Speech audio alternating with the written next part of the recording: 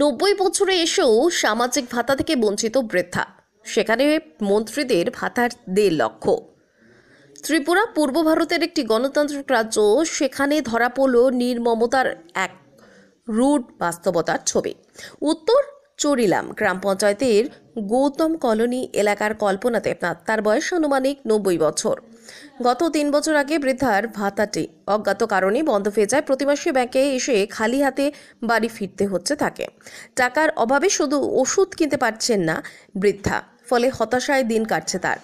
দেখুন সে 90 ঊর্ধ্বে বৃদ্ধা মহিলা কিভাবে পায়ে হেঁটে ভাতার জন্য ঘুরে বেড়াচ্ছে। 90 ঊর্ধ্বে শরীরের যেখানে প্রতিনিয়ত রোগের বাসা, সেখানে দেখুন সামনের দিকে ঝুঁকে বাঁকা তাল গাছের মতো কিভাবে ভাতার জন্য এদিক ওদিক ঘুরে বেড়াচ্ছেন তিনি।